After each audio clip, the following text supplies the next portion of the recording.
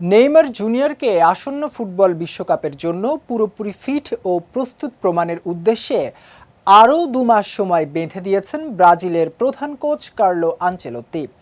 ফরাসি সংবাদ মাধ্যম এল ইকুইপেকে দেয়া এক বিশেষ সাক্ষাৎকারে তিনি নেইমারের ফেরার বিষয়ে ইতিবাচক ইঙ্গিত দিয়ে জানিয়েছেন, নিজেকে প্রমাণ করে দলে জায়গা করে নেয়ার জন্য নেইমারের হাতে এখনো 2 মাস সময় আছে।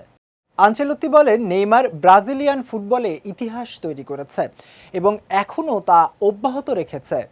সে একজন অসাধারণ প্রতিভাবান খেলোয়াড় এবং মানুষ মনে করতেই পারে যে সে আমাদের পরবর্তী বিশ্বকাপ জিততে সাহায্য করবে।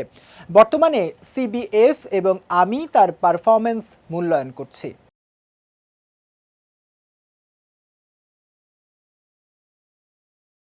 ব্রাজিলিয়ান কোচ আরও বলেন, তিনি শুধুমাত্র শতভাগ ফিট খেলোয়াড়দেরই বিশ্বকাপের চূড়ান্ত দলে জায়গা দেবেন। 2022 বিশ্বকাপের পর নেইমারের ফিটনেস নিয়ে কিছুটা সংশয় থাকলেও সাম্প্রতিক সময়ে হাঁটুর ইনজুরি কাটিয়ে সান্তোসের হয়ে তার মাঠে ফেরাকে ইতিবাচক হিসেবে দেখছেন তিনি।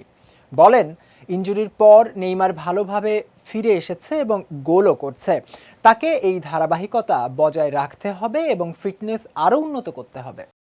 এর আগে 2023 সালের অক্টোবরে গুরুতর হাঁটুর চোটে পড়ার পর থেকে ব্রাজিলের জার্সিতে আর মাঠে নামা হয়নি দেশটির সর্বকালের সর্বোচ্চ গোলদাতার। দীর্ঘদিন পুনর্বাসনের পর সাম্প্রতিক সময়ে সান্তোসের হয়ে খেলে ফিটনেস ও পারফরম্যান্সে উন্নতির ছাপ রেখেছেন 34 বছর বয়সী এই ফুটবলার।